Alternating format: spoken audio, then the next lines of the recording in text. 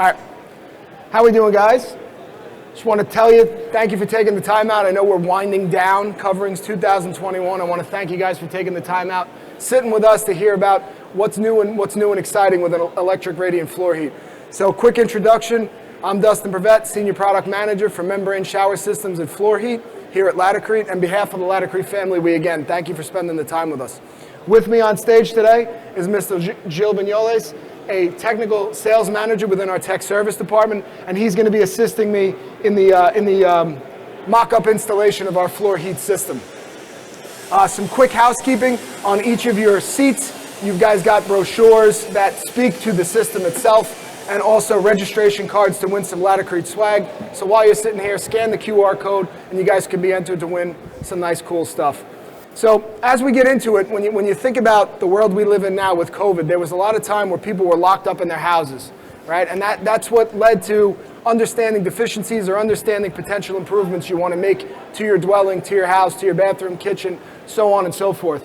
And because of that, we really feel that the predominance or the interest in floor heat has grown exponentially over the last year. I mean, we see this as an exploding category. It's one that we relaunched in 2017 to great fanfare, and it's one that just keeps evolving. You know, it's a technology-based system with the wiring, with the thermostats, with the Wi-Fi programmability. So there's a lot of things that are just going to continue to evolve, and along with the growth that we've seen over the last year, we really feel that this is one we're going to keep innovating in. So let me talk to you about the demo build we have here. So what we have is we have a HydroBand board at the bottom. So I'm going to walk you guys from substrate up. So we have HydroBand board here. We're using that as a substrate. One, because we can reuse the demo rig, so selfishly it's efficient for us. And two, HydroBand board in and of itself is an approved substrate for this system. Anybody care to guess why it's an approved substrate for the system? All right.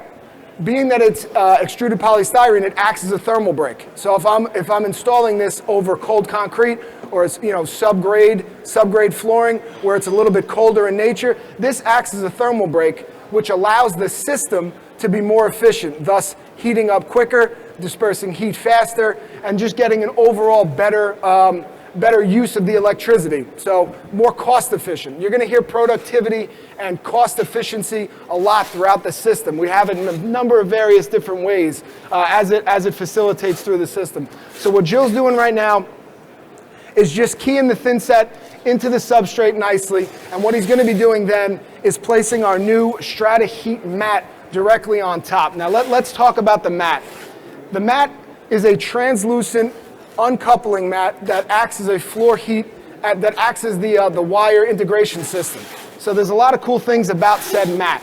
Like I said, the translucent finish of the mat is going to allow Jill to see and make sure that he gets proper coverage. So you'll see once he's able to trowel it all in and then he places the mat on top, you'd be able to look directly below to make sure you're getting that proper coverage, that proper adhesion, which is going to have, last for the life of the installation. In addition, the mat has hydration vents. So these hydration vents do two things. They allow for the mortar to cure, or they allow for the thin set to cure quicker, again, productivity based, and they also allow for the use of modified and unmodified thin set with the mat for the installation. We have two different configurations for the mat. We have a 161 square foot roll, and we also have 8.6 square foot sheets. Now the sheets were designed more for a residential type installation. The master bath is the most popular room in the house that usually gets the floor heat system. When you think about the average size of a master bath, you're looking at roughly 100 square feet. But there's countertops, there's toilets, there's plumbing. So you're looking at about 50 square feet of tileable or heatable space. And that's where these mats really come into play, and that's why they're a nice addition to the line, because not only are they small in nature, but they're also more easily modifiable on site. And also, they have less memory because they come already pre-flattened. You're not going to have to let it roll it out. So as he's curing this in, you guys will see once he places it down, there's new castellations that are more ergonomically friendly for the knees and the hands. So as you guys can see, Jill, you used our old system. Would you feel that this is a little more forgiving, a little more easy on the knees? Absolutely. The old one used to kind of bite into your knees a little bit. It wasn't too uncomfortable, but you could feel it after a while. This one's actually a lot more softer, a a lot easier. So if you're doing a lot of square footage, it really doesn't feel that bad on your knees at all. All right, so now that Jill has the mat down, we're going to start installing the wire. So let me just talk to you about what we're going to be doing with the wire. He's going to run it up the conduit. Now, we are not going to be attaching a thermostat to this. At the end of the day, we are the floor setters. We are the tile setters. That's left for a licensed electrician, right? We don't want to put that burden on you. That's really the thermostat connection should be made by a licensed electrician. If you guys want to see and play with the thermostat, we have a fully functioning one over in our booth, and I'll give you some of the features and benefits with regard to the thermostat a little bit later on in the presentation. So as Jill snakes that up the conduit, I just want to talk about the wire a little bit. Now, I'll get to the features in a sec, but the most important thing and the silliest thing you can think of, but it comes up a lot, is just labeling. It's understanding that we do have 120 and 240, and it's making it as prevalent and as visible for the installer as possible. So we've done this in a number of different ways. We have a blatant 120 or 240 label right on the end of the wire where it connects to the thermostat. We also have the wire spec sticker on there that has all of the wattage, voltage, amperage of the wire, so you guys know exactly what wire was used, and that falls its way up through the conduit box. In addition, there'll be an extra one of these placed in the box, so you can leave it with the homeowner, or tape it to the box. So if there's any future work or work that needs to be done down the road, you guys know exactly what voltage was used, because if you cross-pollinate between voltages, you're going to have a problem. In addition, we've printed the size of the cable and also the voltage and wattage on the cable directly. So another check and a balance for the installer, for the end user, for anybody that's coming back and doing future work. They know exactly what is being used. Now we get to the good stuff about the wire. So what is innovative about this wire? We call this our spliceless cable, in that you no longer have to bury the cold lead or the transition between leads, hot and cold, into the mat and or the substrate. So that's a timely step. That's a step where misinstallation can take place, where the wire can be damaged right from the start, and that's going to hinder the installation. That's going to cause for rework. That's going to cause for lost time. So we look at this again as a productivity-based innovation within the wire. Like I said, the wire comes in 120 and 240 voltage. It also is going to be anywhere up from 50 linear feet all the way up to 830 linear feet. So in addition to that, on our website, we have spacing strips, spacing guides that have the square footage as well. So as Jill works this through, you can see that he's using a grout float. Now, Jill, what's the technique, what's the hack that you're really working on right there with regard to the grout float and the wire installation into the mat? So basically, it's just kind of a time saver, and it kind of saves your fingertips a little bit. If I was to do the whole run like this, I mean, it's doable, but it takes a little bit of time. And after a while, your finger's just going to get tired of you pushing it down. So I just take a grout float, something with a smooth edge, nothing sharp or anything. And if you technically could do it with a trowel, but where the grout float is a little safer.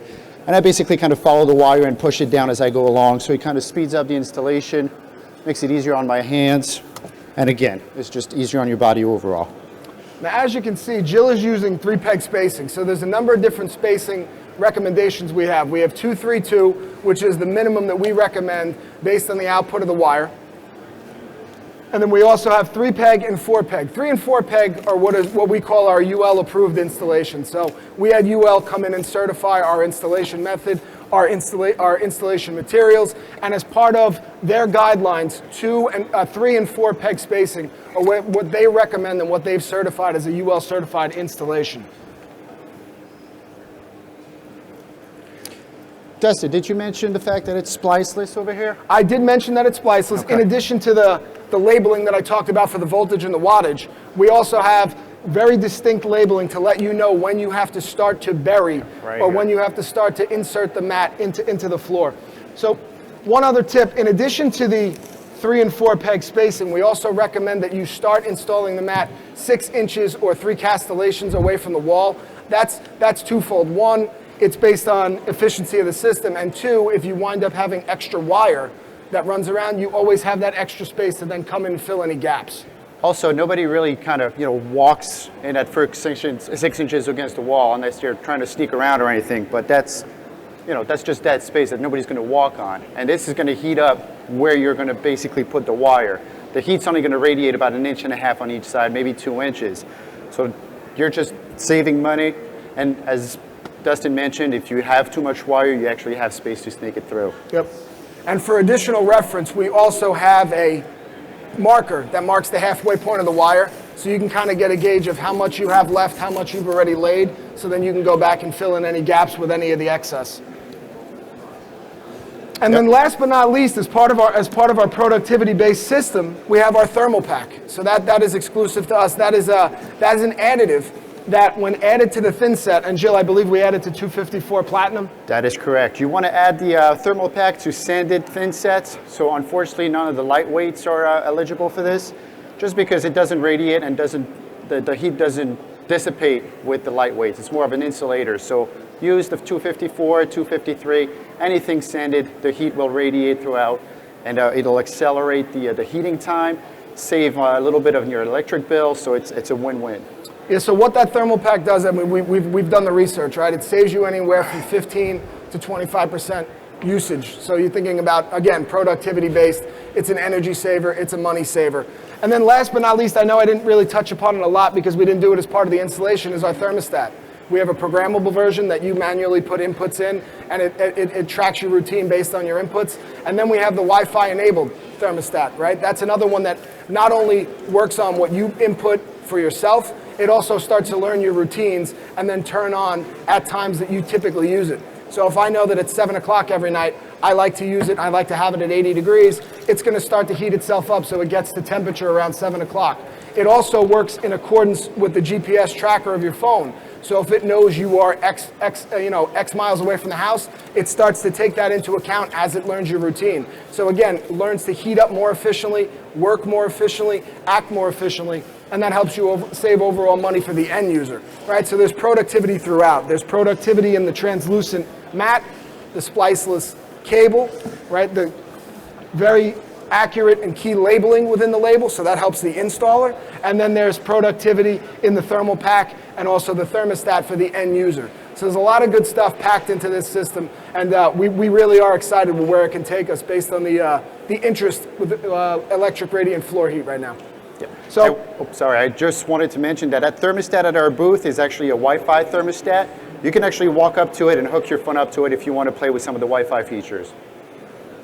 So I believe we have a couple minutes left. If you guys have any questions, anything we can help out and answer with, you want to come up and see the mat, you want to play with it, try to fit it into the wire, see how it feels, see how it grips, feel free.